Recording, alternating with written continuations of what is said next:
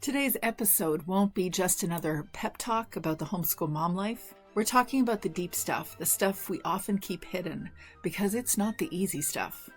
We're talking about eating disorders, about depression and cancer, and the feeling of despondency when life throws us curveballs, and sometimes when those curveballs come fast and hard right in the middle of our homeschool mom lives. As Lori shares, I feel like I probably would have ended up killing myself, to be quite honest with you. That's the level of honesty we'll be bringing to the table today.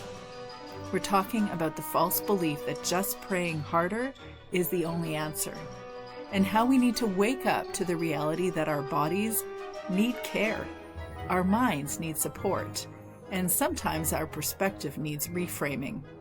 We'll be going deep into the conversation about letting go of control, surrendering to the messiness of life, and finding the courage to say, I need help.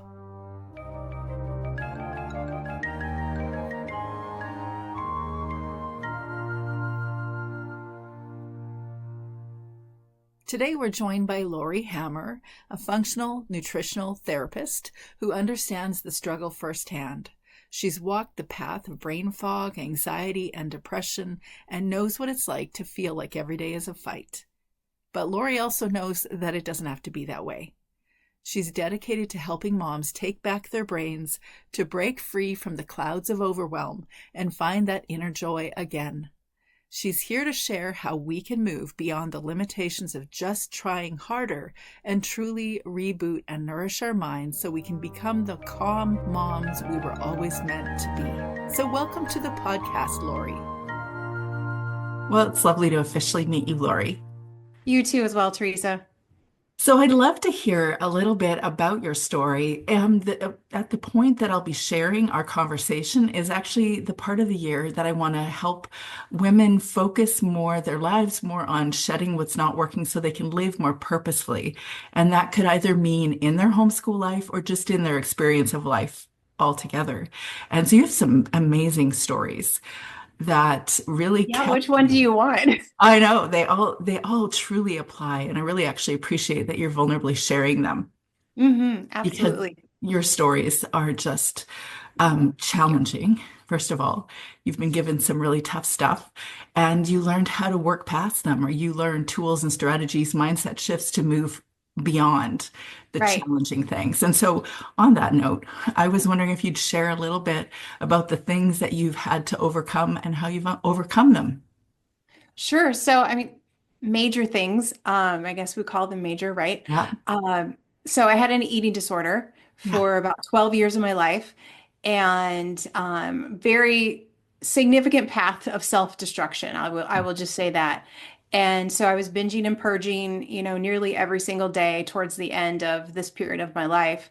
And it was my coping mechanism, right? And so, just family dynamic issues, as you're changing from teenager and home stuff and all those kind of things. And you just lies from hell, right? Lies straight from the pit of hell that, you believe that, nobody unwound for me as I was growing up. And so I found an eating disorder program that was outpatient because I couldn't get into any inpatient because I wasn't suicidal enough. I didn't weigh, I was not anorexic, I was bulimic. And so my weight was kind of the same as it is right now, to be honest with you. And so I didn't have like an immediate need to get into things, even though I was passing out and ending up in the emergency room. And it was definitely a path of self-destruction. I couldn't get into those things. And in the long run, it was really a blessing because the Lord led me to this outpatient treatment program. So a friend of mine, actually, she was my nursing professor in college, and she's like, sent me an article. She's like, this is what you need. You need to go here. And so I called out there, and they have an outpatient program. And that's when I was introduced to basically functional nutrition, what I do right now, and amino acid therapy. So that gave me the tools to balance my brain in a way that I hadn't been able to balance it before. And so that helped me overcome my anxiety, my depression, and that binging purge cycle, because when I fixed my brain with those specific amino acids, the cravings actually stopped. And so I wasn't in this bad hamster wheel running nowhere anymore. I was able to go to a counseling session and actually make progress. Then you realize you don't have as much to talk about if your brain is actually quiet. Yeah. And When it's balanced, the anxiety isn't there, so you're not ruminating, you're not fixated on all these different things. And so Mhm. that was a lifesaver for me because I feel like I probably would have ended up killing myself, to be quite honest with you, Yeah. in one way, shape, or form, whether it's because my electrolytes were so imbalanced, I had a heart attack, or whatever it might have been. Mhm. But my anxiety and depression was really bad. I Uh, really appreciate you sharing the story openly because in my yeah, experience, we were talking before I pressed record, my experience as homeschool moms, the women that are listening to my podcast, we often talk about curriculum and we talk about routines and we talk about all the things that are important, but not as important as our wellness and our sense yeah, of self and our peace of mind. And that is the base it's foundation such for a our big homes. conversation. Yeah. And we were talking before, we pushed Mhm. record too, that I was a supervising teacher for families for many years in the homeschooling world. And, you know, I was supervising them for curriculum purposes, right? Yes, To meet state requirements. But it was always so much more than that. Because you got to see the ins and outs of people's lives. And exactly.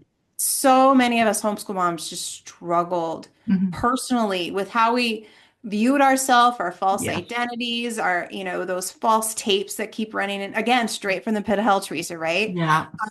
You're not enough, you're not good enough, um, the other family has it so much more put together, and or body image. Yeah. We're home all the time with our kids, and so how often do we get to look pretty or Mm. to look at ourselves in a different way other than just a homeschool mom, right? Yeah. So well said.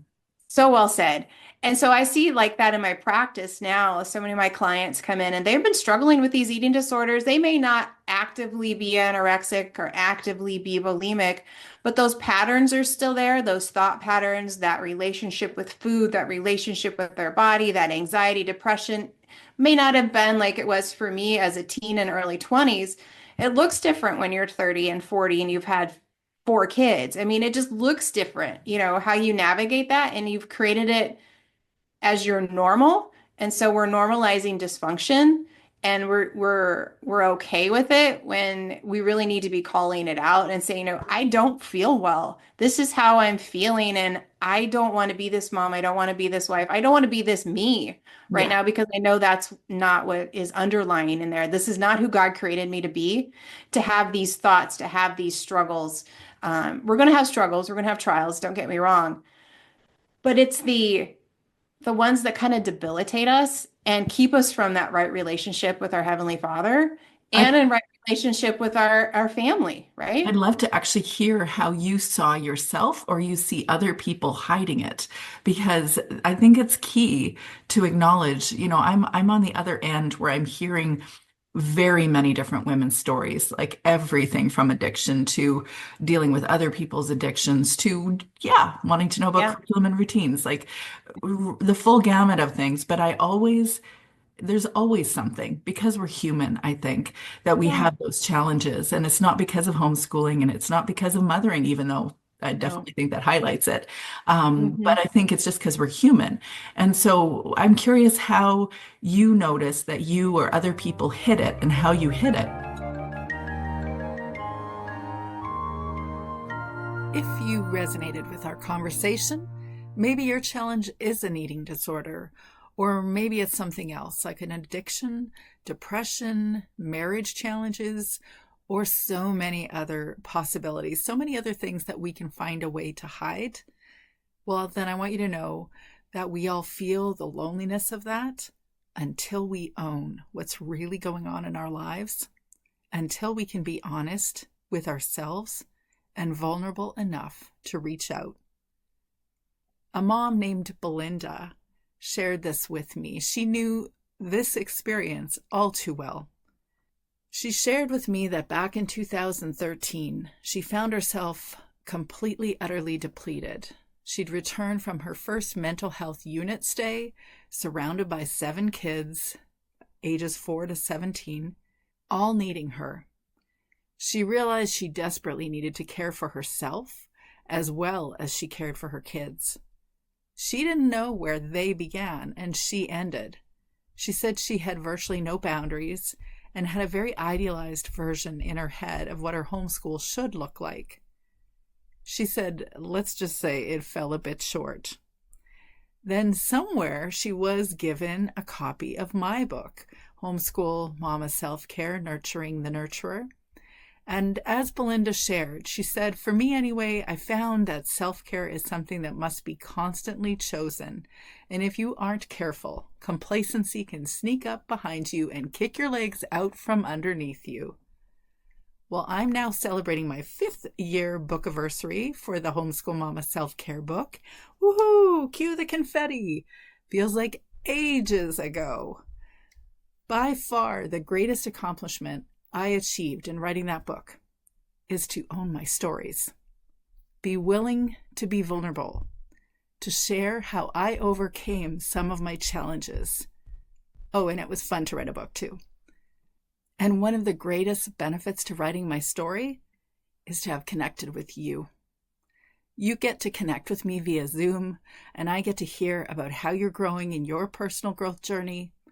I have the privilege of walking alongside you in your stories, the hard ones, the pleasant ones, the moments where I get to be your cheerleader, and when sometimes I get to be your shoulder to cry on.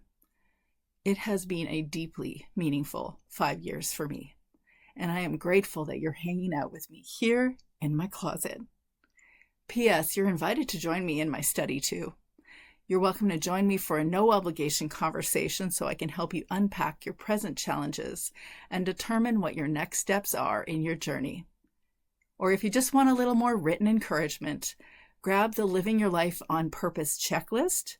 You'll find that checklist on the first page of my website, also on the show notes to this episode. So you'll receive a checklist and subsequent personal emails of encouragement. I know you can overcome the challenging stuff in your life right now. You know why I know it? Because I've done it. Pretty sure I'll continue to do it over the course of my life, because life always keeps lifing. But I've done it, and I've watched a whole lot of other women do it too. So join me for a conversation if this is where you're at, or find the Living Your Life on Purpose checklist on the first page of my website, capturingthecharmedlife.com. Now back to the episode. People would have never guessed. I mean, Yeah. I was generally Mhm. happy, a very driven person. I got good grades. I was in sports. I was in music. Mhm. I just kept it very secret. Mhm. How did I hide it? I just didn't want other people to know, whether that was a prideful thing or I just didn't want to disappoint people. And I think that's a lot with women. They're like, I just don't want to share that because I don't want to disappoint people. I Yeah. want people to think that I'm this way, because we're like, if you're a Christian, we're like, well, God is so good to me, because your life is really good, right? We as homeschool mamas, we know our life is great. We're blessed to be home. We're blessed with our kids. Our husband is, like, hey, you get to stay home and, do all these amazing things with the kids. So we know our life is good. And so we don't want to tell people that life is really hard underneath. Yeah, And that's a real so disservice to everybody it's because a real disservice. yeah, Yeah. because as soon as you aspire to that, like we all want that. Yeah. When I first started my website, it was my early days of homeschooling, and I called it Capturing the Charmed Life because that was what I wanted. And I do Yeah. come from a story of domestic violence. This was my Mm. childhood experience. And so moving away from the hard stuff, I went directly to the opposite of I want everything perfect. Yeah. And so, why would I spend time talking about the things that were hard? Instead, move toward the charmed elements of it. But I've come to understand that that's not a thing for anyone. No one has the perfect. Everyone has the challenges, not just the charms. And when we're honest about it, when we're addressing things openly, and we don't have to be on a podcast to share about all of it. We don't have to. But when we have overcome things, boy, is it powerful to say, listen, Oh, I yeah. was able to overcome. Yeah, I think we just need to even be able to say, to our friends, I yelled at my kids a lot Yeah. yesterday, Hmm. and I don't feel good about it. And this is what happened. This is what I did. Yeah. And if you're in a really honest group of friends, and I feel very blessed because I have two really good homeschool mama friends that I'm like, Ah, hey, beautiful. this is what's going on, and they'll be like, but it took me years to really get there, Yeah, right? It took me exactly. years to get there. Um, But just to be vulnerable, like we need to know when we yell at each other's kids, like, okay, why did you do that? What was going on? Because usually it's not the kids. The kids just were like the straw that broke the camel's Yeah. back. Yeah. Like, what else Mhm. is going on? Yeah. Because they were in the immediate and you had just hit your tipping point. Yeah, yeah. Yeah. And actually I think oftentimes there's also the moms that are um they keep on keeping on and they're not that happy actually doing what they're doing, but they're Yeah. declaring that this is important to them, so they keep doing it, but then they might be found occasionally in the closet with a box of Oreos, crying and feeling Right. frustrated or resentful. Yeah, Exactly. so Exactly. Because many you don't want your crazy. family to know this isn't working because they all told you it wasn't going to work, Oh, right? Or, yes, your kids are absolutely they're added not going to be pressure. Yeah. socialized, or, you have all of those Mhm. stigmas. You're like, no, this is going to work if it kills me. And sadly, you see Yes. that. And it might. And it Yeah. might. It That's might. actually one of And the number one reasons when people come to chat with me. They're like, I wanted to go to a therapist. No, I'm not a therapist. But I wanted to go to a therapist or go to a coach that actually wasn't going to tell me to put the kids back in school. And I right. hear that a lot. And I'm like, Yeah. yeah, because actually I don't think that's a quick solution. In fact, it's creating different troubles, or it's maybe it is giving you space. Maybe there's a time and a space or place for you to put the kids back in school at times. And also sometimes that's just creating other troubles. So then Right. you're gonna And have to then you're feeling like a failure. Like, oh yeah, we that used to too. homeschool and I Yeah. couldn't cut it. I Yeah. just couldn't. There's a whole different dynamic there too, Teresa. Yes. That's Yeah. what I've seen. So I'm curious for you, what was your big shift? You identified this challenge. People didn't really see it, but what caused you to overcome that? Or what was your breaking point? Because I've learned in my own life and other people's lives that they get to a point where that's enough. I can't do what I'm doing anymore. Something's got to shift. Yeah. So, I mean, my worst period of time was like my freshman year of high school, and then I got really good at hiding it, Yeah. because my mom found out, and she was like, "How could you do this to me?" And so I'm like, Mm. "Oh, so I'm Yeah. hurting my mom, so I got really good at hiding it there. But then when I went to college, it was like a free for all, Yeah. and so I was binging and purging multiple times a day, and I got to Mhm. the point where like I just really couldn't function. Like I quit going to school. I had to drop out. Yeah. Um, I have to get my life together. I have to figure this out. And I thought, okay, I'll move away, because moved Mhm. to a new place, get a new start, had a new boyfriend, all those kind of things. And it just got worse. It Mm. just got worse. And I was a nanny at the time, and I was binging and purging on all of their food. And the mom approached me one day. She's like, "Are you eating all of this food? Because the kid says they're not." And like she was Oh, very sweet yeah. about it. And I'm like, "Yeah, I'm." And this was shortly like right after my nursing professor friend, she had sent me this article, and she's like, "Laura, you have to get a grip on things." And this Mm. mom I was nannying for, she's like, "I think you really need to go there and get some help with this." Yeah. And so I'm like, "Yeah, I do," because I knew I was called to more, and I'd recently become a Christian. Hmm. And I'm like, God, I know has more for me, and He wants me to be healed, right? And so I've got to lay this down. I have to surrender this. And so I did, and I went out there, and then I found out that it wasn't all just me. Like Yeah. there were things going on physically with me, and we forget Mhm. that as homeschool moms, as Christians in general. Like, just pray more, just pray more, just pray more, just do more, just do That's more, right. right? Yes. And there's a physical piece. Like I was very deficient in my brain. My serotonin Hmm. was tanked, my GABA Yeah. was tanked, like your dopamine. And so once I was able to boost those specific areas in my brain, it was like a whole new lease on life. I'm like, I I am entirely not understand that. crazy. Hmm. Yeah. Yeah. I identify. I had a certain season as well coming out of the story that I did that I also was anxious, depressive, didn't identify it at that time. And I remember a physician telling me that you would benefit by going on some sort of SSRI and Yeah. like antidepressant essentially. And in my mind at the time, I was taught that you can't do this, that God doesn't want you to Oh, do. yeah. Definitely. Yeah. I That totally. was not helpful. hmm That was not helpful. And I mean, I genuinely believe that I didn't need to do that because hmm somehow my body would be magically transformed by God and that I wouldn't have to take care of, what is actually Things going that on needed to be inside me. taken care of. Yeah. Yeah. And so then I Mhm. didn't, and I didn't address it. But Mm. for me, after my third daughter was born, that was when my husband identified that I think you're showing signs of postpartum depression. My husband's a physician, and Okay. I didn't even see it. I didn't identify it. Right. And it was at that time that I did go on an SSRI, and it was profoundly helpful, just like you said. Hmm. Um, we might have been doing different things, but it shifted everything really quickly, where Yeah. I could see things differently and hear things to be Yeah. able to approach the challenges that I had and be more open to addressing them differently. Yeah. 100%. I love that. Thank you for Yeah. sharing. Yeah. Yeah. You're welcome. It's so important because we have to address, we're body, mind, and spirit, right? And so Exactly. Yeah. counseling is helpful, talking to your pastor, talking to your friends, you like the emotional piece, obviously praying and surrendering. And, There's a lot of, yeah, yeah, there's surrendering. There is you have to do that. acknowledging But reality, you know? acknowledging reality, but a lot of Yeah. times you can't do that until you fix the physical. Like if your Yeah, brain that's is true. not Yeah. balanced, Yeah. it's really hard to pray. It's really hard to meditate and be in God's presence if your brain won't stop and you feel so negative and anxious all the time. Or just like you shared that you were more available when you did do certain things to actually being able to process things in Exactly. You a can't process therapeutic way. things if your brain is on fire. So you come from a nursing background too, because I do I as do. well. Mhm. Yeah. Yeah. And it's so interesting that we can still find a way to justify that those things weren't useful. No, exactly. Yeah. Yeah, who knew? Yeah, who knew? Yeah, Yeah. and also the value of having people, I don't know if maybe calling you out is too strong of a word, but to acknowledge, listen, I see something's up Yeah. and you would be benefited by doing something. And I had that as well. I didn't want to hear what somebody was saying Hmm. because I'm like, no, no, you're seeing that wrong.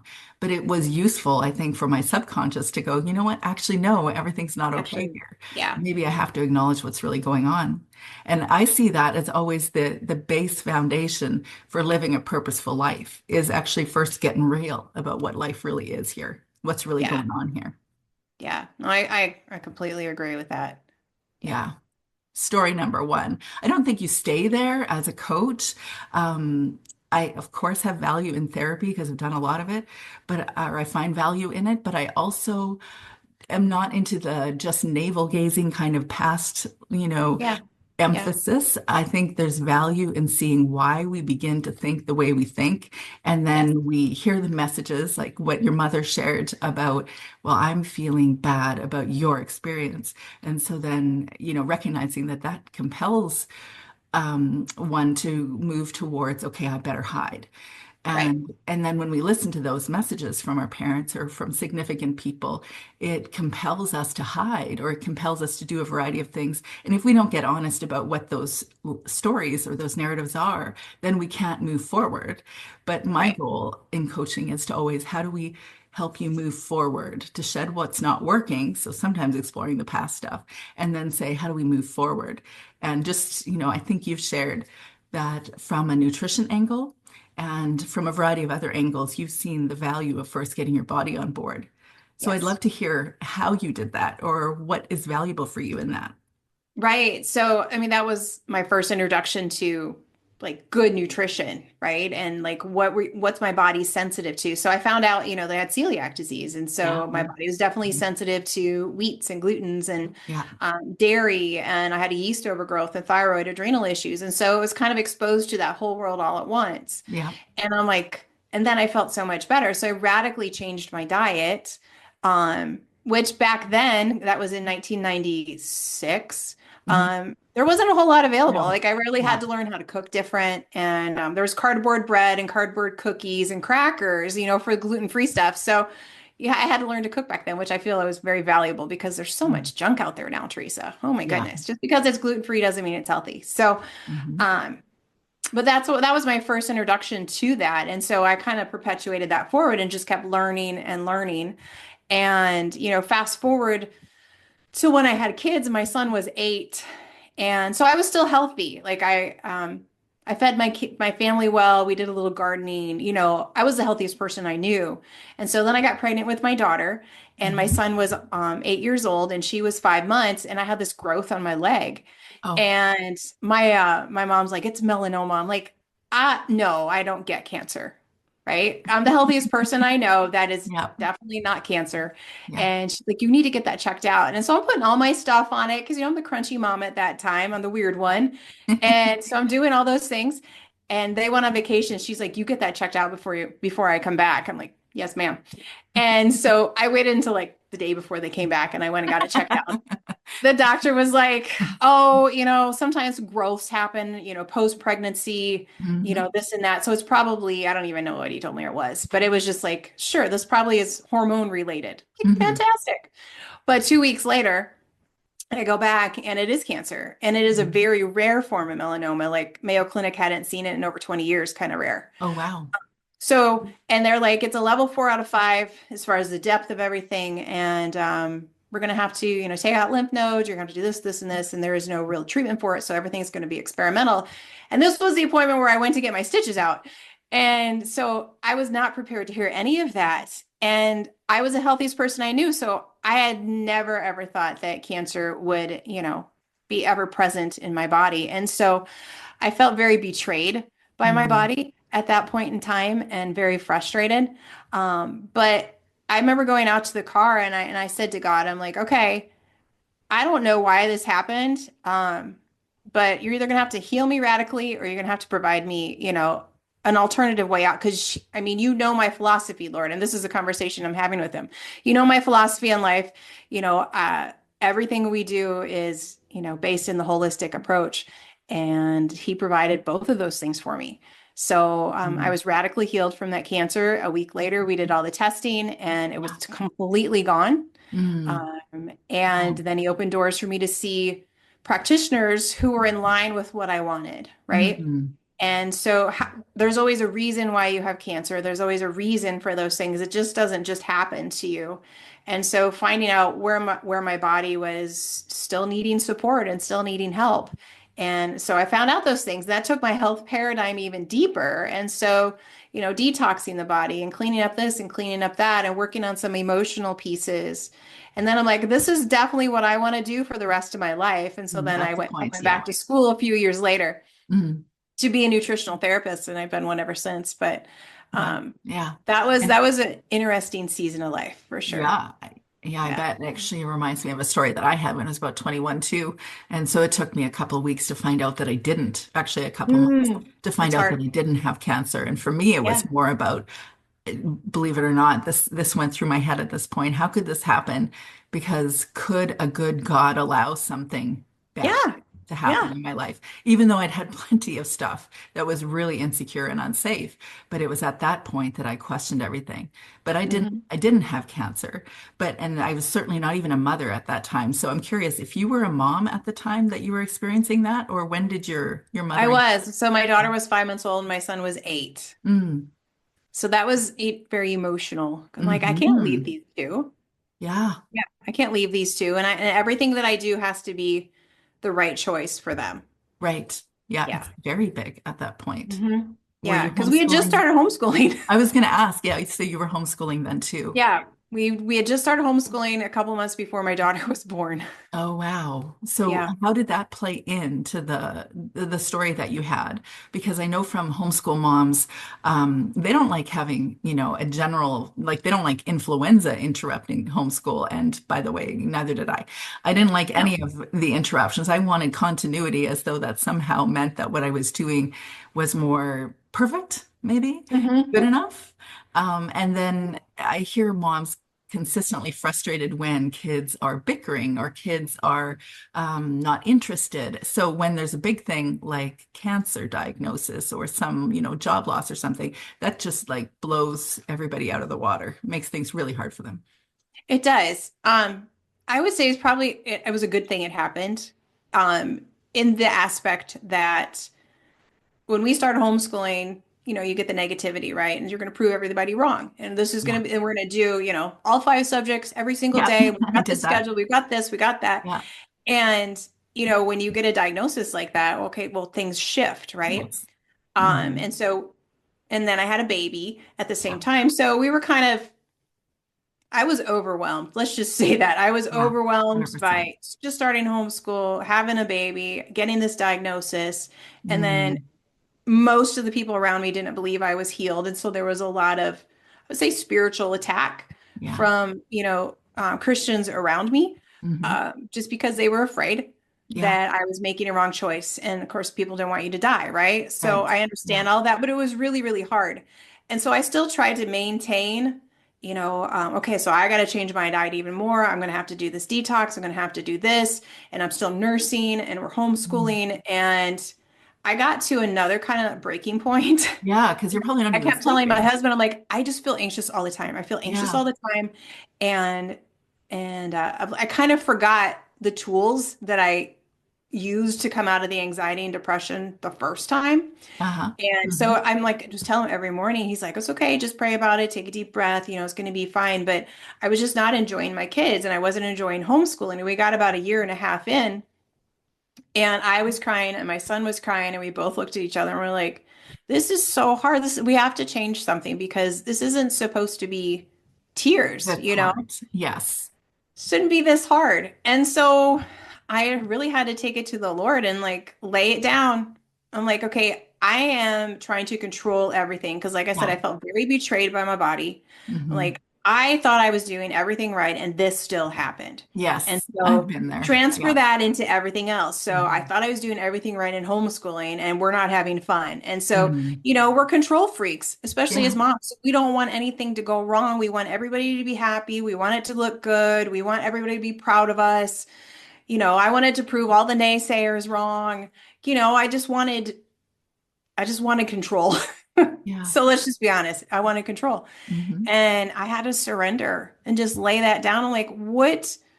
And this is where we kind of went into, I wouldn't say unschooling, but maybe structured unschooling. Yeah. Um, Yeah. I relate. and we've kind of like gradually moved to like unstructured home unschooling, I think, towards the Yeah. end here with my daughter. But Yeah. um, just like, what's our goal? What's our goal as a family? What's our mission? What has the Lord called us to? And it wasn't what we were doing. That's not the environment I wanted to have every day in our home. And so, I mean, I struggled with that off and on for quite a few years until we kind of got to a place where this feels really good. This feels good for our family.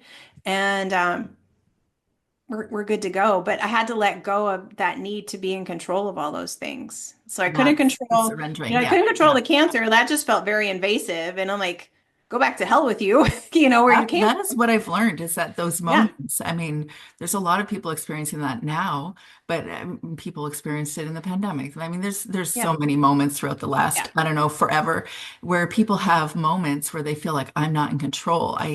But this notion of control is an illusion anyways, It because we is. never had control Yeah. and bad things have been happening our entire lives. They just weren't necessarily happening in our backyards. Right. And those moments when we realize we're not in control, I was just talking about this yesterday with my husband, actually, but it is so useful if we can Mhm. surrender. It's Yeah. useful, although it is so uncomfortable and anxiety producing at times, or angering, or whatever it is we default to. But when we accept that we're really not in control, then we have to go, okay, now if we're not, then what? And, different people will explain the bigger picture of that differently. But we have to surrender it to it because we know for sure we're not controlling everything and it's not happening the way we want it. So then what do we do about it? Because fighting Right. against it, like the internal fighting, it produces a lot of suffering, is how I see Yeah. it. Yeah. Yeah. And we do have to take action. We do have to move Yeah, forward. exactly. Right. So it's not Mhm. like we sit here and be complacent. And that's what I Right. learned through all this. Like I didn't have to like control it in my own strength. Like Yes. I could let the Holy Spirit guide me. Do That something works about it out though. much better. Yes. Um, right. We still have to do all the things. We still have to shift our mindset. We have to be the prayer warriors. But like in the book of Joshua, God says, every place you place your foot, I already went before you. So if you're following my path, there's going to be battles. Some of them you're going to have to fight and win, and others I'm going to fight them for you, right? Mhm. But That's wherever right. you go, Yeah. you're going to win. Yeah. Like there's already victory ahead of you because he's already gone before us. And so it took me a while to really embrace that. And I still have to remind myself, let's just be honest Oh yeah, about of that course. Yeah, all the that's a time. given. But it's Mhm. so much more of a reality now. Yeah. And I think as homeschool moms, keeping that in mind, like none of this has to be perfect. No, None of and this it has won't be. to. And if you don't finish your math curriculum, who Yes. Yes. Really, who So, cares? yeah. Right? Can And they with all add, the, subtract, multiply, divide? they'll Can they figure it find, out. I guarantee you. can they mat a horse No. stall? That's what I always ask. Can we find how many mats you need in your horse stall? That's functional life, right? So how old So is your youngest now? she's 18. She's 18. Okay. So Yeah. you're with me in the when you're launching your kids, you have I still have a room full of curriculum and I've had lots of curriculum sales. And I can see, oh, I really didn't finish everything. Yeah. Yeah. It happened. I could sell thousands of dollars worth of stuff right now that I didn't finish. Right. Which I stopped completely, buying yeah. curriculum like 6 years ago, to be honest with you. I'm All of like, it? yeah, I just stopped Wow. buying it. I'm like, we have enough here on our bookshelves that if I can't find something that she's interested in, Yeah. then we're just going to need to go climb a tree or something. You know what I mean? Like, I Yes, just, I know. there's plenty of This is stuff where here. you So I, go. Yeah. Yeah. yeah, If I you've just homeschooled stopped long enough, this buying. is this is the Yeah. energy of how you engage. The last child is always the luckiest one, I think. Yeah. Yeah. I Yeah. totally. Very Well, relaxed and they're mom. they're so different. I mean, I had two. Mhm. My son was very different, learned very different Yes, than my yes. daughter learns. Yeah. And so a lot of the stuff I had purchased was, something that he really liked, right? And Yes. so it's kind of, and I like to learn in Yeah. the same style. That's And right. Yeah. You start with the first, the yeah, experimental child, I always say. experimental child. Yeah, for Yeah, yeah, sure. me too. So all of the curriculum that you have, you don't finish it. And so I think what you were saying about math, I felt that way too. Like we got to do the thing. And we feel this inertia, I think, in the middle of things, whether it's because the kids are sick or some big event has happened in our family life, or we traveled for something and then we have a hard time coming back to routine. And so then we feel this inertia that says, oh, we got to somehow push past that so we can make things happen again. And I encourage people to just put it into perspective. Although this is a school coming from a schooled mindset, typically, I'm in Canada, you're in United States, so states and provinces sometimes have expectations on how many hours or Yeah. instructional time or instructional days we have. So I've heard often 180 days. Actually, where I live, there is nothing, but I know that 180 days is common. So if you were to actually write down or put a red check on every day that you did actually accomplish the things you wanted to do, I can almost guarantee you that of 365 days, you're going to cover You 100. got 180. Yeah. Yeah. And maybe you don't quite see it that way in the first 3 years when you think the only way you can cover it is by doing your routine exactly as expected. Hmm. But then you move into that I don't know, 3 to 4th year and start to learn how to identify child-inspired learning. Yes. Actually, Yes. that's learning too. Yeah.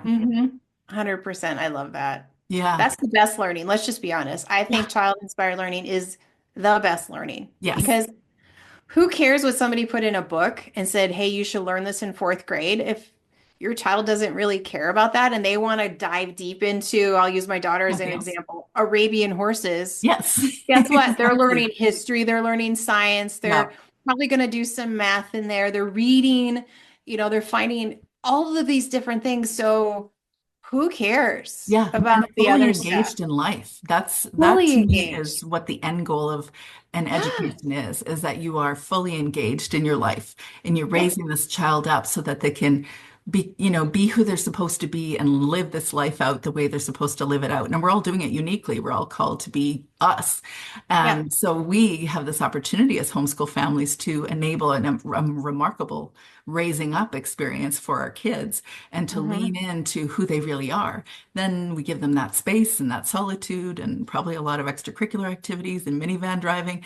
And then Hmm. eventually we recognize that, oh, this is who they are at 18, but they're still growing, they're still learning, Yeah. they're still trying to figure out their life. But we help them with the tools to live a purposeful life. That's the Yes. part that I love the That is most. it's so important, Teresa. Yeah, it really is. So I would love to hear, that we have had conversations. I wrote a list of questions, 14 to be specific, to ask you, and Yes. we've covered two. Oh, we should do this again.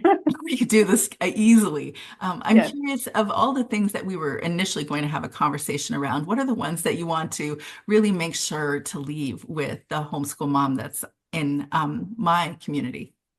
Yeah. Oh, that's such a good question because we've talked about so much. Yeah, yeah, I would say if we're going to go back to nutrition Hmm. and, focusing back on how do you take care of yourself the best, mama, Yeah. so that you can, go in all these different directions that you're called to go as a homeschool mom is your health comes first. It's kind of like when you're on the airplane and they Yeah. say, put your own oxygen mask on first, right? Your health comes first. And, um, a lot of women are like, oh, I don't want to spend the money. I don't think my husband will agree to it. Guess what? If we have the husband in the appointment, 99% of the time they're like, yes, my wife needs that. So we just have to give them that opportunity to Yeah. say yes, right? Yes. Because they want you to be well as, too. So, but like sleep is so important. Like Most if you important. Yeah. who cares about laundry? Like if they wear dirty clothes, Yes. honestly, I know. I mean, I I've had know. some Math moms and who are like, I laundry. have math and laundry. Who cares? Yeah. You know, I'm up at midnight doing laundry because I can't keep up.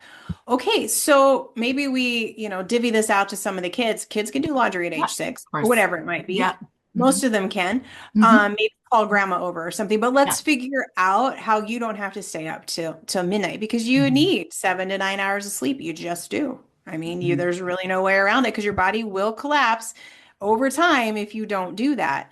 And so we have to take care of this physical body. We're so concerned about, building everybody's mind around us and, and all those kind of things. But mama, you have to build your own first. And That's so right. my philosophy is we balance the brain first, everything below the neck gets easier to deal with. So if you're dealing with anxiety, depression, insomnia, hormone imbalances, all that, it starts here in the head. Hmm. And Yeah. so when we can calm all of that down, and I use amino acid therapy for that, when Yeah. we can calm all of that down, your life is going to be so much better. And you're That's not so going to have to good. try so hard. Yeah. And that's the goal is that life That's shouldn't a be good hard. We're point. not supposed to white knuckle our way through every single day.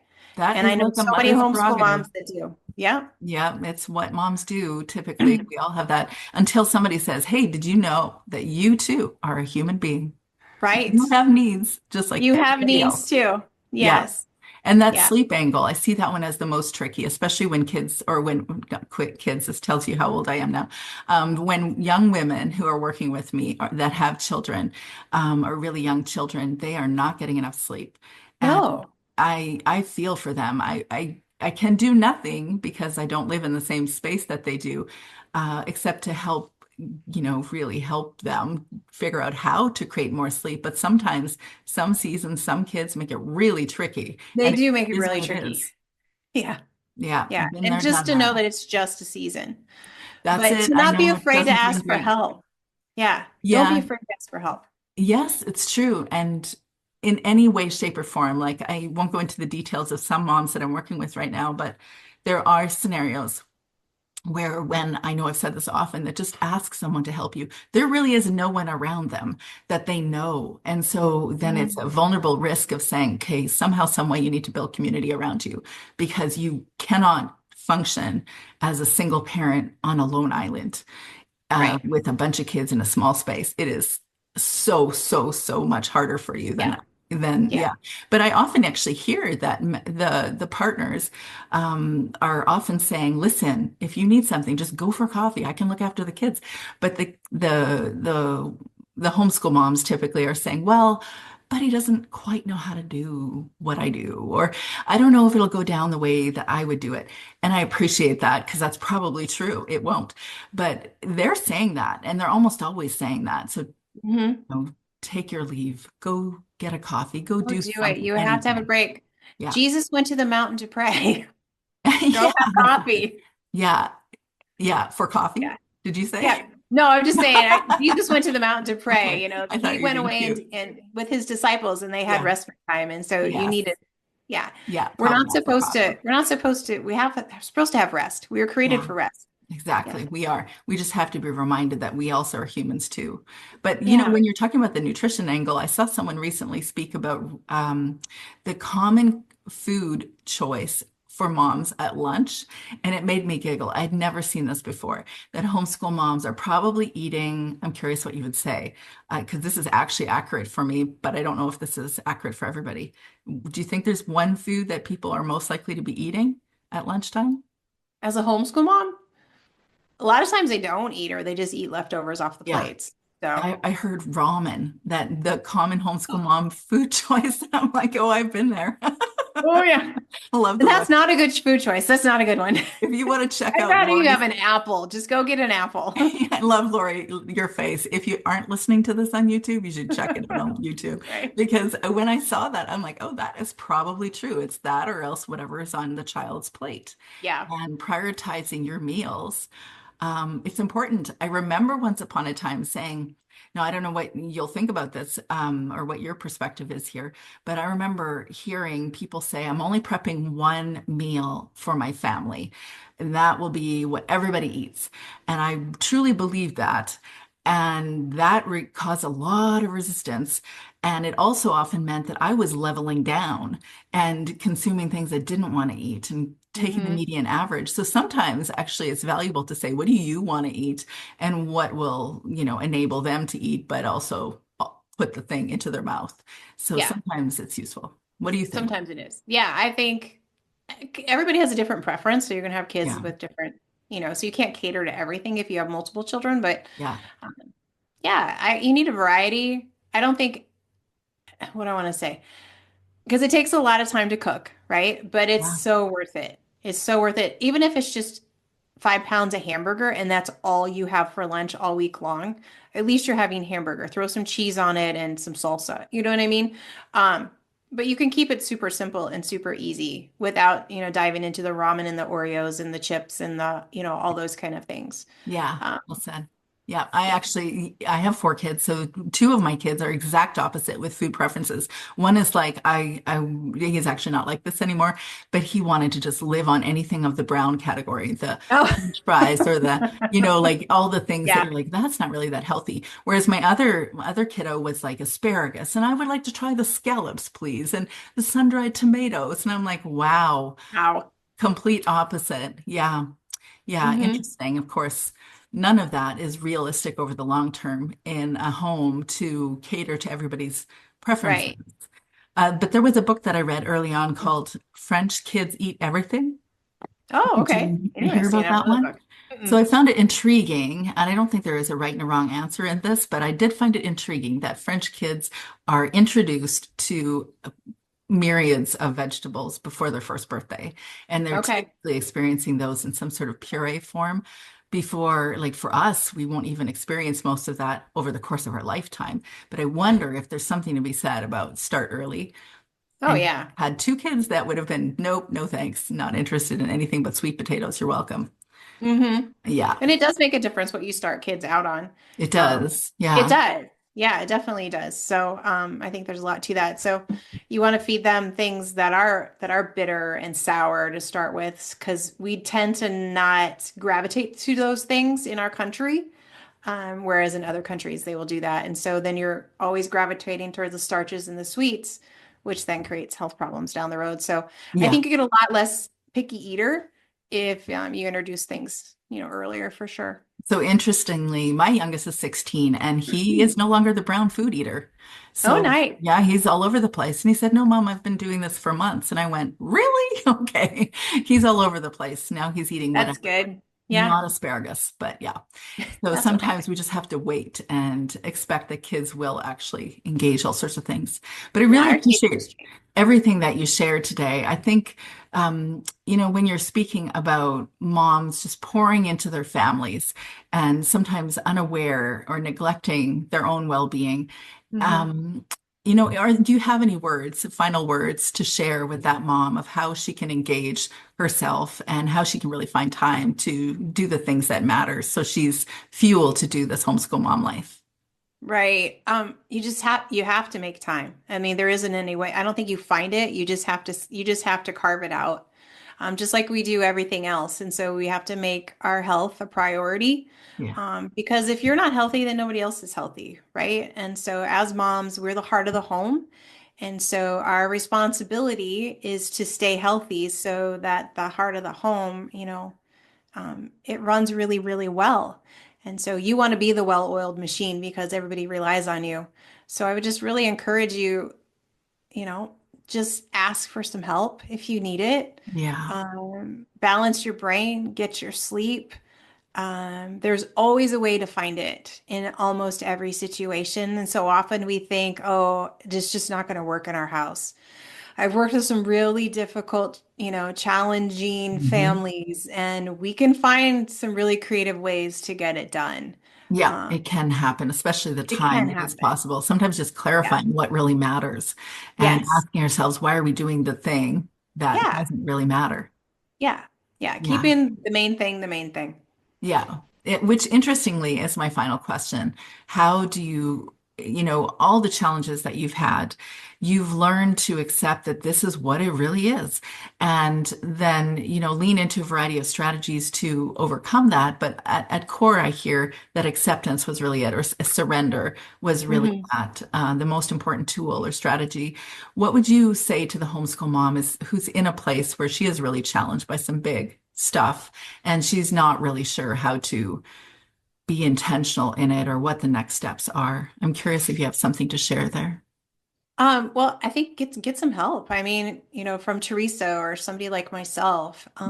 It's okay to reach out and have somebody help you sort those things out because we're Mhm. not good at sorting them out alone. Yeah. It might be Mhm. just even a good friend that you can sit down with, but you got to kind of map your life out. You really, really do, and figure out what's not working and what can work, and then you can work through that difficult time, right? Um, so again, it's asking for help and just saying, Lord, bring that person into my life, um, because He will. Yeah. He'll You open got two that door for possible sure. options when you're listening to this. Yeah. Yeah. At Hmm. minimum. And I've learned this too, ask someone that you feel drawn to, but you're a little nervous about being vulnerable with, because that first step into vulnerability and asking for help from somebody that you Hmm. care about, that brings you closer to them. They love helping. They do. We are, as by nature, as humans, we love being someone to support another person, not just the Hmm. Enneagram 2 people of the world like me. Yeah. Yeah. Yeah. Exactly. Yeah. Exactly. So good, Teresa. Yeah, so good. Thank you so much for being here, Lori. And if people want to find you, where can they find you on the interweb and podcast? Yeah. So go to lorihammer.com and you will find all my social links on there. My podcast interviews are all on there, and it'll lead you to all of my other places. Such a pleasure chatting. Thank you for being here. Thank you. It was a pleasure spending time with you today, and such a pleasure having you here, Lori, on the Homeschool Mama Self Care Podcast. In the episode, we've been talking about the real stuff, the stuff we often want to avoid, the stuff we often want to hide. If you know someone who needs to hear this, please share this episode. And if you're ready to unpack your challenges and get clear on your next steps, you're invited to join me for a no-obligation conversation. You'll find my booking link on the first page to my website, the same place you'll find the Living on Purpose checklist and encouraging emails. Would you consider sharing a review on Spotify or Apple or wherever you listen to this podcast? And when you share a review, screenshot your review, send it to me, and I'll offer you free access to the upcoming Confident Homeschool Mom Collective each Friday. This Friday, we'll be talking about getting out of our own way to put our thoughts, our stories, our vulnerabilities on paper in the writer's room.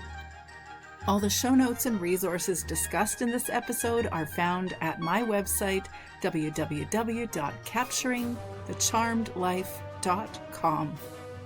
And if you're not hearing this anywhere else, especially after today's raw conversation, I want you to know you really can turn your homeschool challenges, the burnout, the overwhelm, the struggle to prioritize yourself into your homeschool charms. You can transform those moments of surrender, those hard-won lessons in life, into the very things that make your personal journey uniquely beautiful and resilient. I've walked that path myself, and I know with real honesty and a willingness to ask for help, so can you. You got this, girlfriend.